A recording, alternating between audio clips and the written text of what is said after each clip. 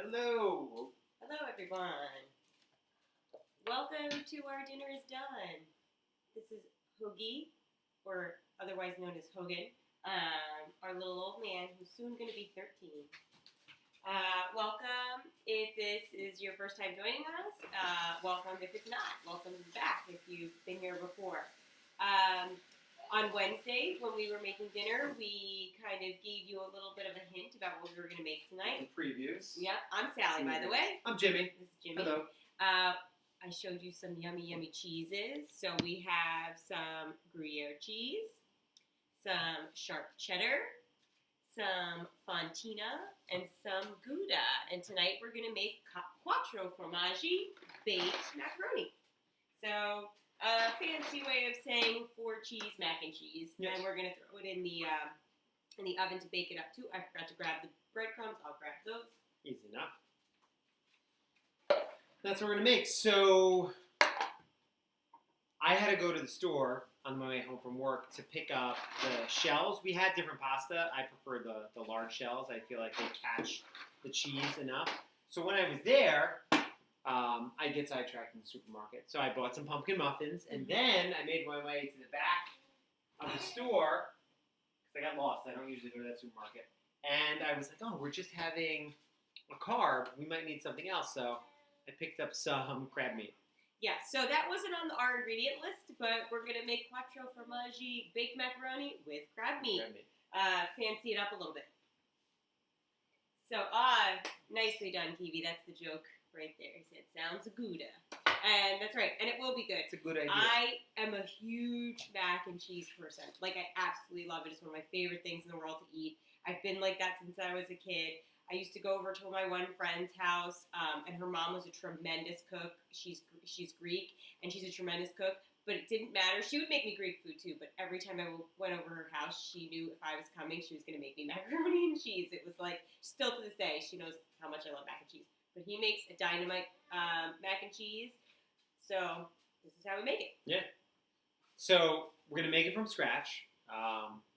It just makes such a big difference. Mm-hmm. I mean, there's nothing wrong with a good box. Oh, absolutely. Velveeta And we use or box. the Kraft. Yeah, it's quick, it's easy, it's too. good on the go. But the amount of time that you really have to put into making the real stuff isn't that bad. Okay. We're actually going to shred the cheese from block. You can always buy the bags of shredded. Mm-hmm. It's going to have preservatives and whatnot in it. You might not be able to find as good of a variety, but that's why we chose these 4. We went with 4 because the more the merrier. I feel like sharp cheddar, that is your base of most macaroni and cheeses. It's the go-to. You always want a sharp one so it has that bite. You can get the white or the yellow. That doesn't matter per se. Then Gruyere. You're going to get your ooey-gooey cheesiness. So if you watch anything on the Food Network, they're always going to talk about they want that ooey-gooey cheesy. Yeah. So Gruyere is going to give you that. It's going to give you those long stringiness. It's going to have a smooth, sort of nutty finish to it. Then Gouda, one of our favorite cheeses. Melted in pastrami, pair with a Riesling. You know, it has some ideas for it. So Gouda's a little bit sweeter, creamy. You can get a smoked Gouda if you're into smoked meats and barbecue. We don't particularly like things that are smoked, like smoked cheeses. It's not my even favorite. Smoked meats, it just... I think it takes away from the cheese. Kind of tastes like a hot dog or sausage. Yeah. So I think it takes away from the cheesiness. But if you're into hot dogs and sausage, then by all means go for that. But Gouda, sweet, creamy as well. And then Fontina, also great for melting. Just a really nice cheese. This one's Italian, I believe. It's from Venice, I would guess, by the gondola. Yes. So we also have one of these little handy dandy cheese graters that comes with a little cup on the bottom. So you just attach it and it'll catch everything for you underneath. Yeah, and it's also a measuring cup. And it's a measuring cup as well. Yeah, so it'll show you how much you need. Yeah. Right now we have some water boiling in a pot over on the other side, over here, to get the shells ready. But we're going to be working in this pot to melt up the cheese and to make the cheese sauce. Yeah. So we'll start by shredding the cheese because that's going to take the most time. That's our real prep work, so we'll start there.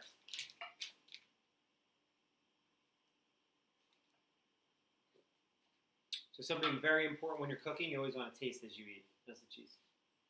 Thank you. A little sharp cheddar. Kiwi, you were asking why we haven't signed up for affiliate yet. I started doing the paperwork last night. We have a baby, so it's a little bit hard to get this stuff kind of done, and I have to figure out like the tax info. Maybe you can help us with that. All right. Grading wise, you're gonna use. You can either use Oh, the that font. was so good. So Sorry, that cheese was yummy. you can use either the fine grate or the thicker grate. It's gonna be melting together. It really doesn't matter. I'm gonna use the thicker one just because I like to use that grade. And you're just gonna press down and just make sure you don't cut off your fingers. That's really just the whole goal right now. And then I just sort of rotate back and forth to bring it down so it's even. And you grate away. And we're going to do a half a cup of each, so we're going to end up with 2 cups of cheese in the end.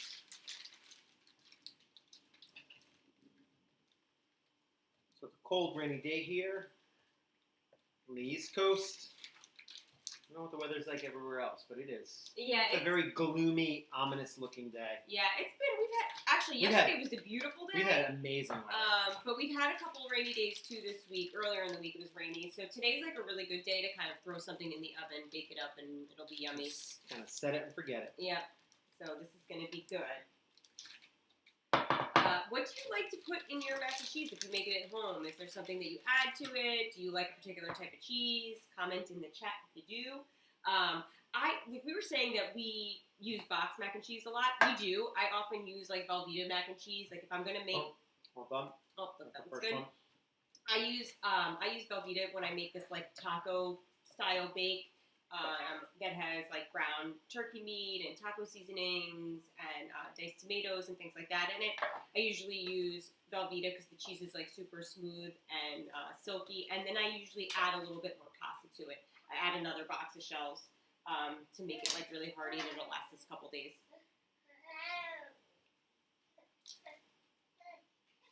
All right, we're going for our fontina. Now a little bit of fontina. I will certainly be here to test that out. We're going to taste every cheese because you always want to make sure it's good.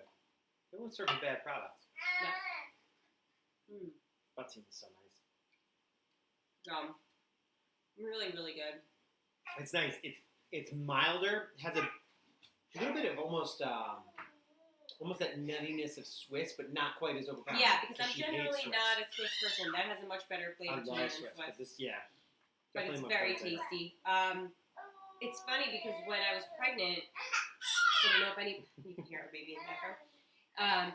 When I was pregnant, there's a lot of things that you can't eat, obviously, when you are expecting. And cheeses, a lot of cheeses are things you have to stay away from. Unpasteurized cheese. I mean, we don't really have that issue so much here in this Not so much country. stateside, But in other places, a lot of things are not pasteurized. So it was a little sad, like some of like the really fun. So that like cheeses goat that I cheese you love. couldn't really eat. You couldn't have soft cheeses Couldn't at have all. sausage, so no goat. But no hard cheese, you ricotta. could stick with hard cheeses as long as Mozzarella was hard to figure out if it was pasteurized, especially like if you go to like an Italian deli around here, we'd ask and they'd look at us cross-eyed like, why do you even care? Yeah. And I'm a big fan of goat cheese. I love soft cheeses, so that was very, very, very That one hard was for hard. me. That was probably the hardest. It was. I had some goat cheese yesterday, actually. Oh, good, good. We made, we love beets and goat cheese. They pair very, very well together. Yeah, that's always a fun dish and super easy to make too. You just kind of dice up the beets, throw them in the oven, and then when they're all done, take them out and add some goat cheese on top. So I'm going just slightly over half a cup because it's just going to be cheesier. So it's you're not going to doing mess a with half recipe. a cup of each I'm cheese. doing a half a cup of each for 2 total cups.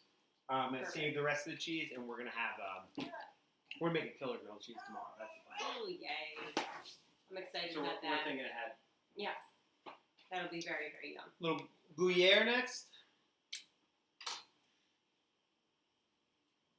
If you see me step off the camera, our baby's right over here playing with one of his toys, so I might shift over every once in a while to check on him. I feel like Cup of Kiwi would have like a go-to mac and cheese like spot. Do You have something that you love? I'm not gonna throw the pasta in just yet. We have the water boiling already, but I'm gonna turn it down. We're not quite ready for it yet. It's purely for the show. Yeah, sometimes I like to set it a little bit beforehand because it could take a little while, but we must have set it nice and early today. I want to have most of the stuff done before we start adding the shells.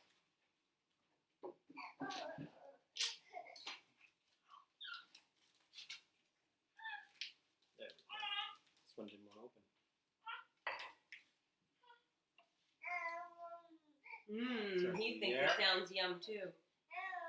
Mm. I love how he smells it and I just eat it. You use all the senses. Mm.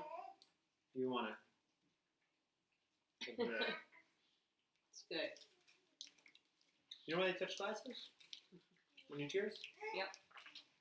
So this is actually really tasty, having the different combination of cheeses.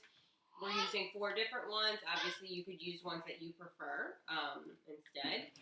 But these are kind of nice, mild cheeses that pair together. Yeah. Well. And they're going to melt up nicely.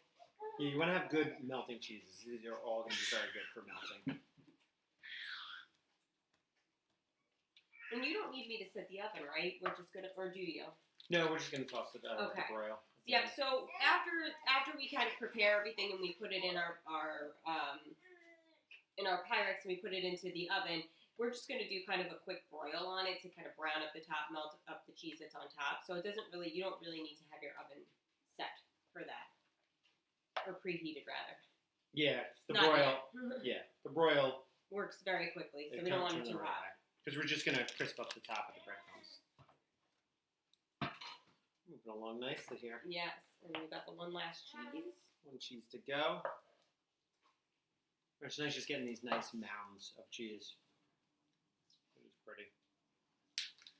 Yes, it is. Now it's Oh, now you smell it. Now you're fancy. This is our Gouda. Gouda's a Gouda cheese. It's Gouda and mac and cheese as well.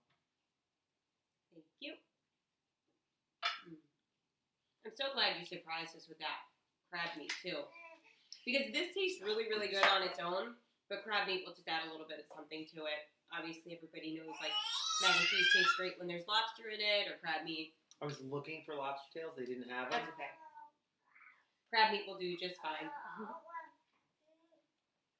And we can also use one of those containers that you got, because you got a little overzealous and got 2.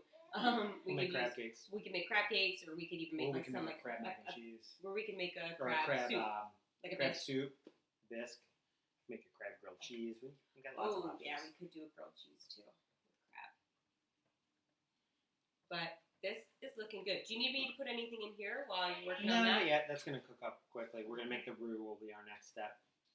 Yeah, so you're going to need some flour to make a roux, and this is the best way to kind of melt up the cheeses together and make sure that they're nice and smooth and they melt evenly in a roux, rather than just throwing a bunch of cheese on top. Traditionally, like macaroni. French, but it thickens it up. You don't have to do a roux, but it is traditional in a. I just find that it melts easier that way. I agree. Go. All right. Just the right amount of cheese is left. So we have our 4 different cheeses here. Now on camera, they don't really look that different, but they all have their each individual kind of flavor. I think the Gouda probably looks the most different. The Gouda has a little bit of like a yellow, more of like an American cheese kind of yellow coloring. The rest of them are more of like a white. But each cheese tastes a little bit different, but together it's going to be a really nice bite. So let's show them how to make a roux. Yeah. Roux super easy. Butter, flour. That's it. We are going to season it a little bit once we get it going, but that is all. We're also going to be using half and half. You use heavy cream. You could use just milk. This is the best of both worlds. Half and half milk, half heavy cream. It's 1 pint, which is 16 ounces, 8 ounces to a cup. It's pretty good math in my head right now. I cheated beforehand. We're going to use the whole thing. Make it nice and creamy. Really creamy. To balance it out, you could always go a little bit. You could always add more cream, more liquid to it if it's too like ooey gooey. If it's too liquidy, you could always add more cheese. But this is a large amount of cheese we're going to put in, so we need that. And it's a good amount to start with. We can kind of change it up if needed. I'm just going to pack up the cheeses because we're probably going to end up eating these tomorrow. Yeah. Do you want to do them separate or? Actually, it would be better and less wasteful if we just put them all together. Will they all fit in one? I think that they all should. So. We can even use a Pyrex. Super. conservative. All right, so we're gonna take some butter. We're gonna use just about 2 tablespoons, 2 heaping tablespoons of butter. Toss that right into our pan. Got my 2 heaping tablespoons of butter in there. I'm going to turn this on just to medium-low heat because the butter's going to melt rather quickly. And once the butter has melted, at that point I'm going to add my flour. The flour in, yeah.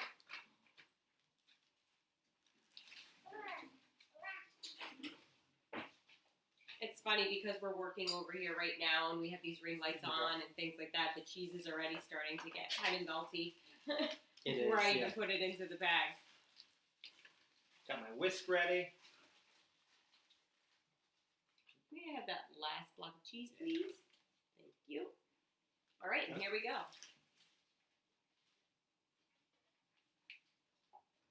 All right.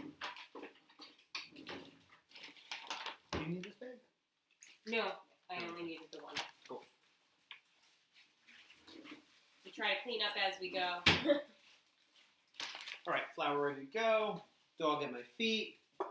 Sounds like every other. So I'm just stirring my butter. I just want to get it melted down all the way. So I want to get it melted down all the way. The baby is trying to get out of his car and go play with the doggy bowls, I think. Yeah, pretty much. Get this nicely melted down. So the thing with the roux, once we get this made and whipped together, when you're using a flour, the flour is uncooked. So what we're going to do is, once we add our liquid, we're going to bring it up to a boil and then reduce it down to a simmer and let it simmer for about 4 or 5 minutes, just so it's going to cook that flour through. Otherwise, you're going to get like a gritty, sort of grainy taste to your mac and cheese because the flour wouldn't be cooked, and it's going to taste almost a little sandy. Flour is a great way to thicken up sauces as well. If you're adding it to a sauce, again, you want to bring it up to a boil and then down to a simmer. If you're adding it to a sauce, not first, if you're adding it afterwards, you actually want to mix equal parts flour to cold water.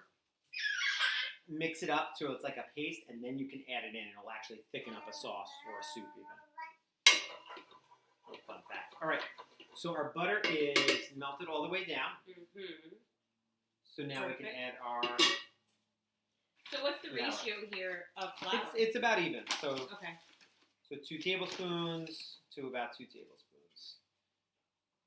Make a nice little mess. So I'm going to put my first tablespoon in, and then I'm actually going to give it a whisk. So I don't want it to clump up. So as soon as I put it in, I'm going to whisk it around. Oh, the baby likes that sound. Just so it'll mix. Then I'm going to add my second tablespoon.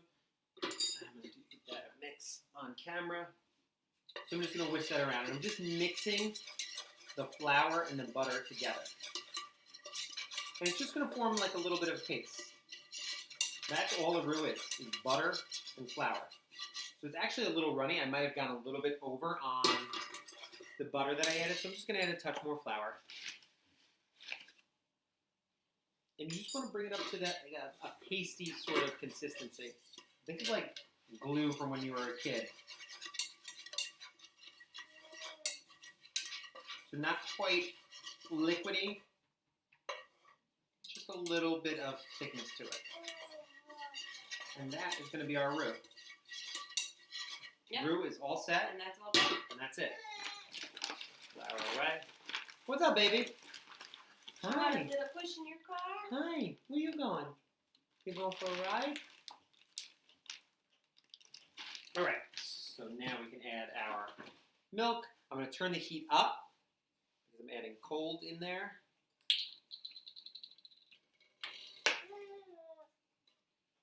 And as I'm adding it in, I'm just going to mix around that roux.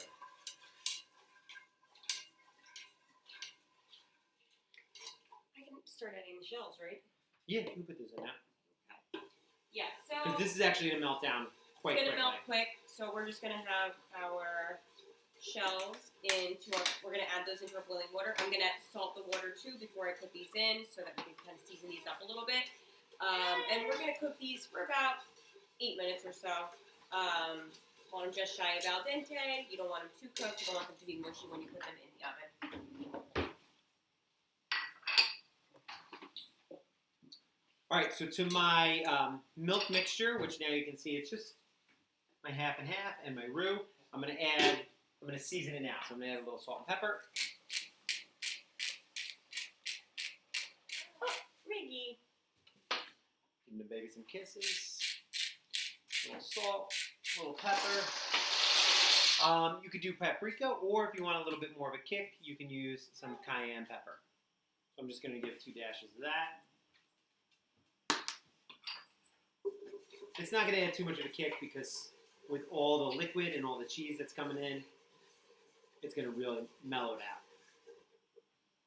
Perfect. So now I'm just going to let this come up to a boil. And gives us a little time for our mac to cook as well. Yep. And we're just going to end up putting everything into, we're just going to end up putting everything into a glass Pyrex container and put that in the oven.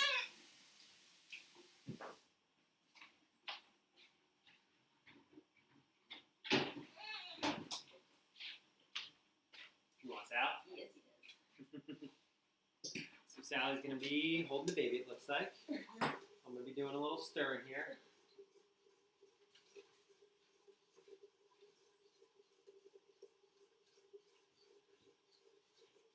The chat's been so quiet the last couple of days. So we're glad you're here watching. Yeah. So Cup of Kiwi, you always ask at that restaurant that I used to work at, why I always recommended the crab cakes. You always ask, like, why are they so expensive? So I got just a special crab meat, which is just a mix. So it's, as you can see, it's not the big chunks, not the big lump crab meat. It's just a mixture of kind of what's fallen apart. At that restaurant I used to work at, they have the lump crab meat. So it's whole lumps of crab meat. And it's about, I mean, what I saw in the supermarket, 8 ounces was $25, which was actually a pretty reasonable price. I actually almost got that. But, you know, those crab cakes cost $44. So that's why. There's a little bit of markup. Woo! Move over. Yeah. Our You pasta can leave was, it up. You just don't put the top on. That's why. yeah. Our pasta started to overboil there. Okay. So yeah, that's gonna take a couple minutes to cook down.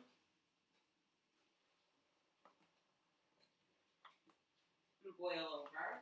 This is a really kind of easy meal. Doesn't seem, there's not a whole lot like we really have to do with this. So it seems a little bit quiet, not a little bit uneventful while we're cooking, but it's not that much to do. Which is why sometimes it's worth going and taking these couple, extra steps to make a homemade version of mac and cheese rather than using something out of a box. So my milk mixture had come up to a boil, so now I brought it down to low so that it can just simmer. I'm just going to stir it vigorously. You can actually see it after it comes up to the boil and then comes back down, it thickens up quite nicely. So it was rather runny before, and now it's definitely thickened up a bit. The other thing, I don't think I mentioned this before, is when we're getting ready to mix, if it's too thick and you're like, oh no, I'm out of milk, which we are, we can use the starchy pasta water to help us out. Yeah, that's true. To kind of make it, to water it down a bit. Are you still like chomping away on cheese there? That's an olive. But this is going to be very tasty. If we're going to be using just like Italian seasoned breadcrumbs on top, but if you have something like panko at home, or if you want to use even fresh breadcrumbs, you can do that as well. But we're just going to use what we have here in our pantry. Well, we pretty much always have on hand. It's the Italian breadcrumbs. I have a baby trying to chew on my hair. You want to crawl around a little bit? He's already crawling, so I'm going to put him right over here so I can watch him crawl and join you again. He's pretty quick, so we have to actually very closely watch him. I'm gonna put him in his playtime. All right, so now my simmering milk roux mixture has been cooking for just about 2 minutes. I'm going to let it go for 1 more minute before I add in my cheese. Coming together very nicely. And as I add the cheese, I'm going to add it in a little bit at a time, sprinkling it in and stirring. I'm just going to try and slide this over so I can do it on camera because it doesn't actually need to be over the direct heat.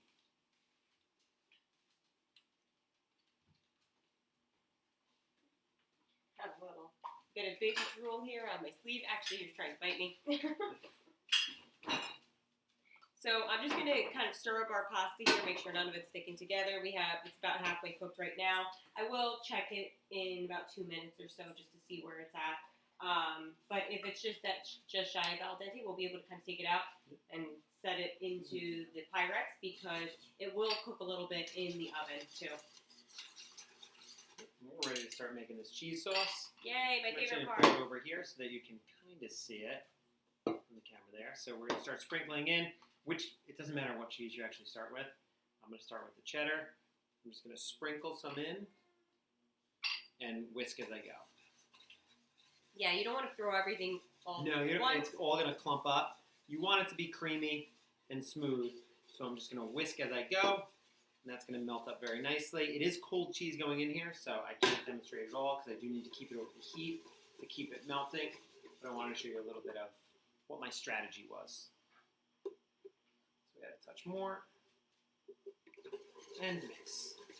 It's gonna be nice and thick. It is, Oh, and so good. also too, this mac and cheese is gonna be. It's not gonna be like that bright yellow that you might see out of a box. No, you know, not or at with all, a cheese actually. with an artificial cheese sauce. This is gonna be kind of silky looking and white. Really, if you want kinda that creamy. yellow color, I mean, you could buy a yellow cheddar. You could use a yellow we got cheddar. a white cheddar. You could add American cheese if you wanted to, Yeah. something like that. But this is going to be a little bit creamier, a little whiter. And really, it's going to be, even the crab meat's going to be kind of a similar color too. So really what's going to break up the monotony of the color is going to be that breadcrumb and some of the cheese that you put on top and kind of brown up when you put it in the broiler.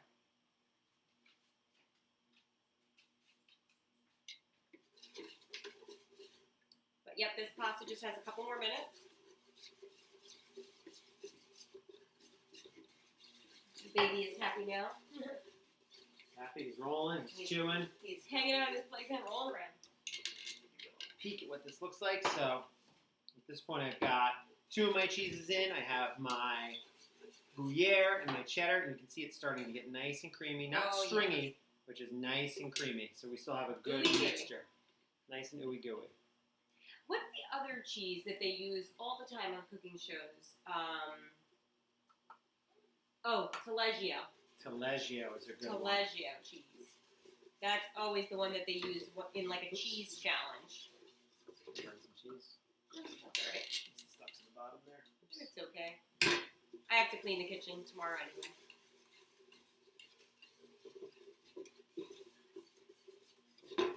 I'm just going to check on this pasta.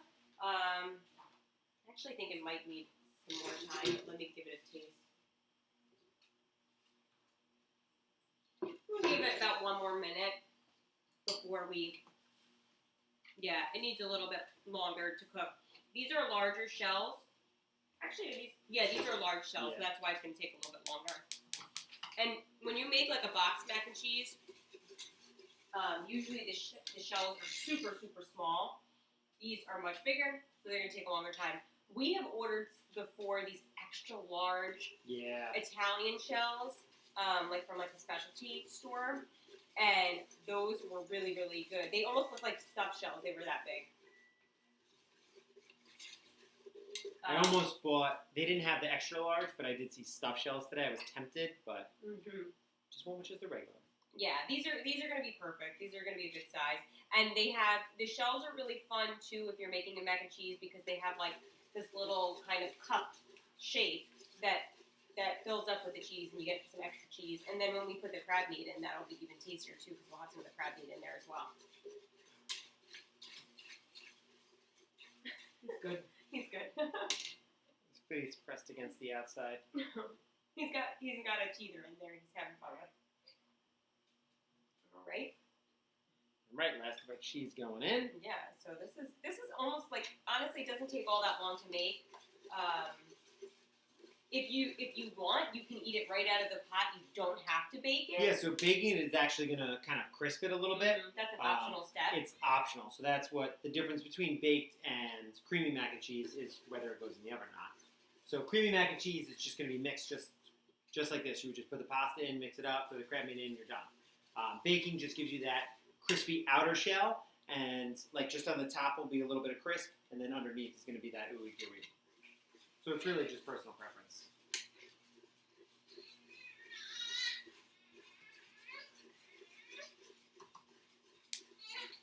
This pasta needs about 30 seconds more. I did pop on the broiler now because we're going to start setting everything up and kind of getting it ready to be put in. So look. Oh, perfect. Perfectly ooey gooey. That's what you want. It's not stringy. It's ooey and gooey. Stringy, you would get like long strands. That would mean that your milk cheese mixture is off. Your roux might be a little bit off. But when it's these long kind of, not stringy, but these long groups that are just ooey gooey. Oh, it doesn't get any better than that. All right, broiler is on and ready. I'm going to switch over from my whisk.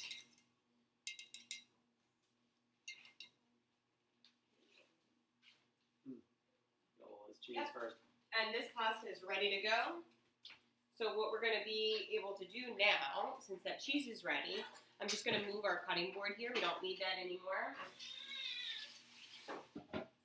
We have an extra long Pyrex here. This is probably a 9x12, I guess.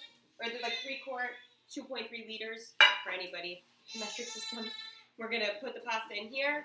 We'll add the cheese on top. We'll give it a good mix. Or actually, we're going to... He's going to put the pasta first into the cheese sauce just so that we get a good coating. And then we'll add everything into this dish here. And I'm going to check on baby. Pasta going in. This also gives me the option to add the pasta water as I feel is necessary, which I don't think it's actually going to need. So the beautiful thing about the shells is they're going to hold some of that pasta water.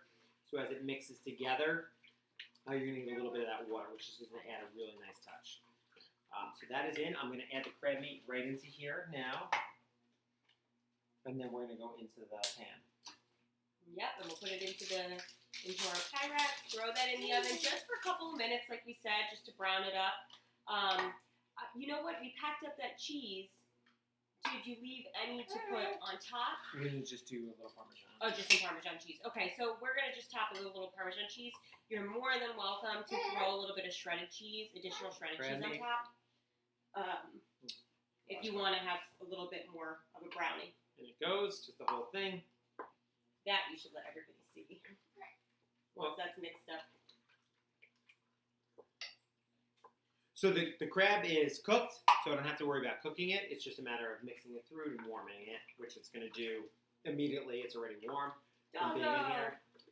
You see Meatball back there? He's sniffing around. He said, "Did you say crab? I want some of that." All right, in we go to our pan. Really get a good look at how ooey. Oh, that looks so good. Yeah. The crab meat actually did not break up.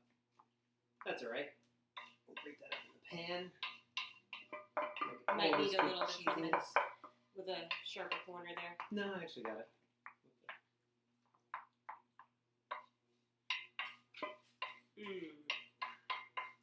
That is looking good.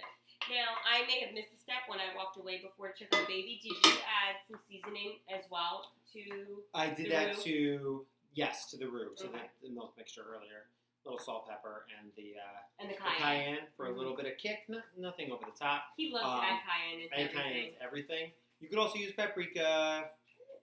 You could use nothing, but I think a little bit of that heat, whether it's a mild heat from the paprika or a little bit more bite from the cayenne pepper, you're good to go.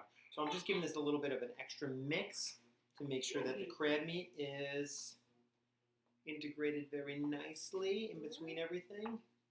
Yeah, and we're just going to top this with some breadcrumbs, some Parmesan cheese, and then we're going to pop it into the broiler We just need to for a give it a couple little of minutes. shake. Now we're in good shape there. This is something that's really good, too, if you're going to have, like, some guests or, like, This is delicious. it's a great side dish for the holidays. We eat mac and cheese just on its own. We might pair it with, like, a side salad or something like that if we're being healthy. We do have greens. But this is really good it's a really good dish for the holidays as a side dish, like especially with Thanksgiving coming up. Yeah. This is always a great one to have. One of your cousins would always make one.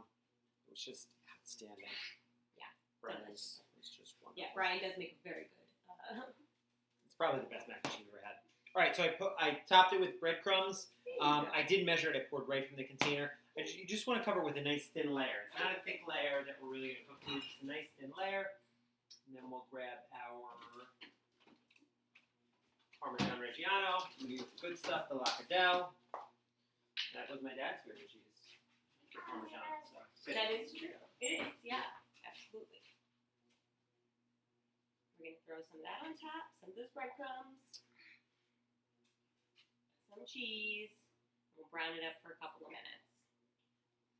And it's going to brown rather quickly.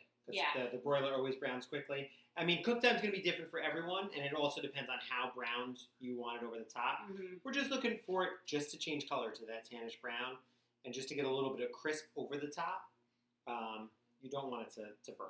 No, you definitely don't. And if you would prefer to just bake it in your oven, you can do that.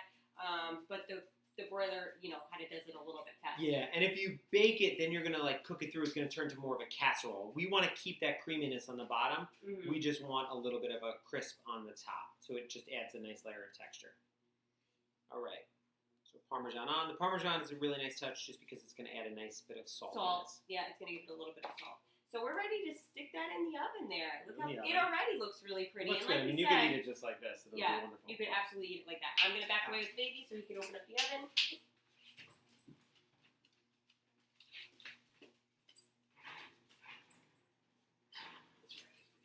gonna cook pretty quick.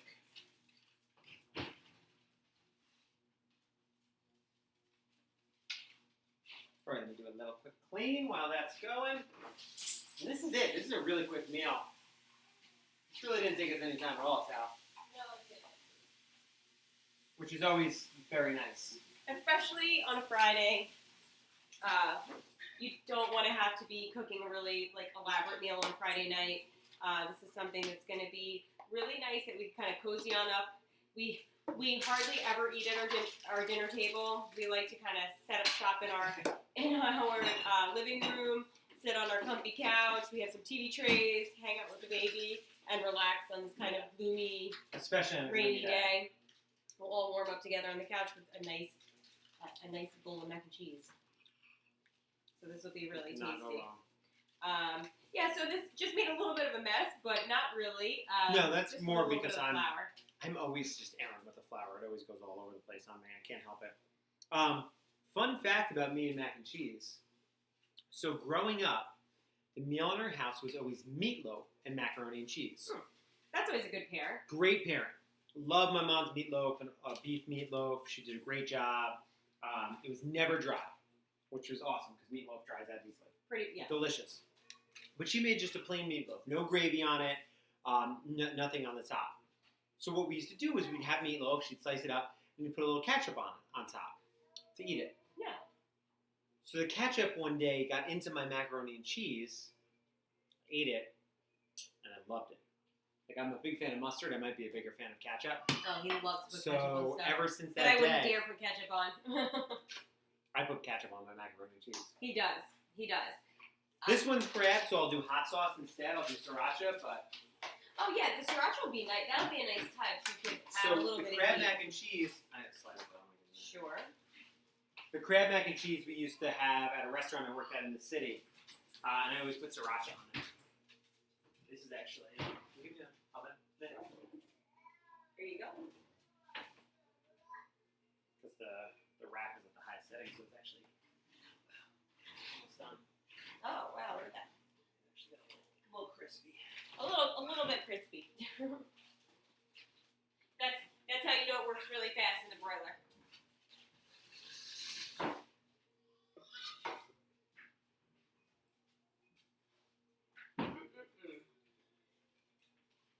Now you know how it gets away from you on Chopped when you see them turn around and then everything's really burnt really quick.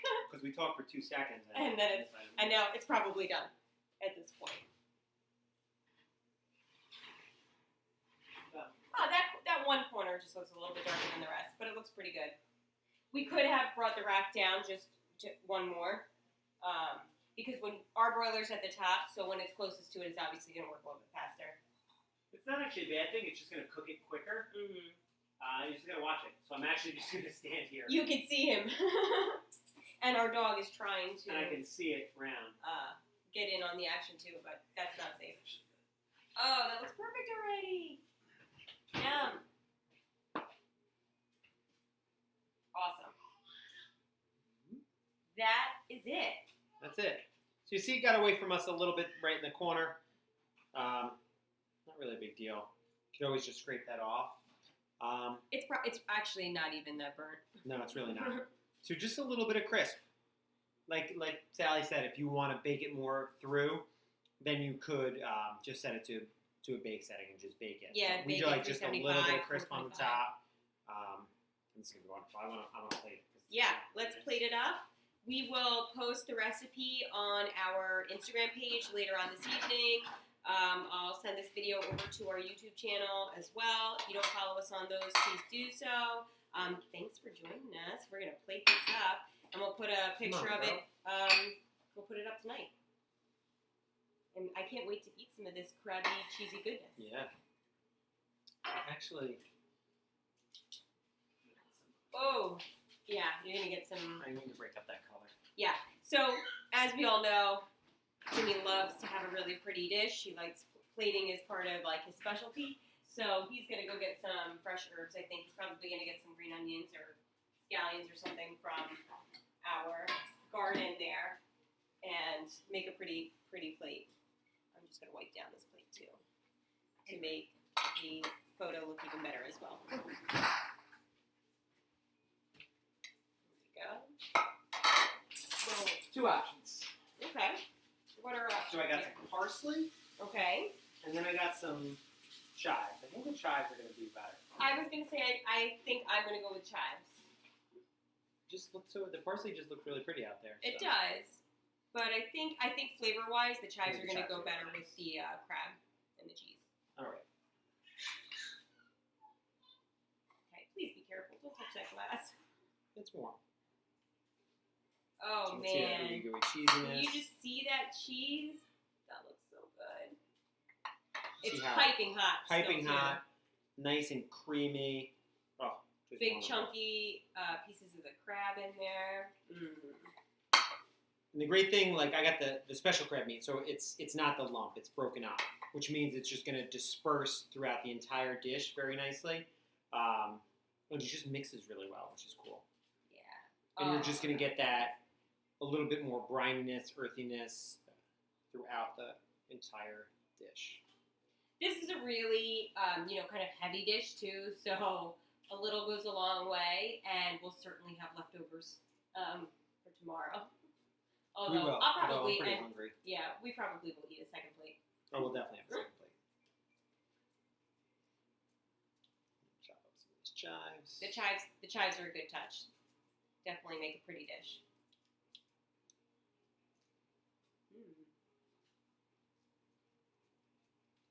Beautiful. Can't wait to taste it. I really, really want to take a bite right now, but I know it is way too hot, so I'm glad we actually gonna take contain pictures myself. of it first, because otherwise I would dive right in. Yeah, we'll take the pictures. Give it a second to cool down before we burn the roof of our mouth. Nothing worse than a burn in the roof of your mouth. Yes, because then it 'Cause then ruins you- the whole meal. Ruins the whole meal, and then you're done for days. Yeah. Oh, hey, Caitlin. All right, yeah. Oh, that looks yummy. That looks good. We're gonna go eat now. I'm excited. Yeah.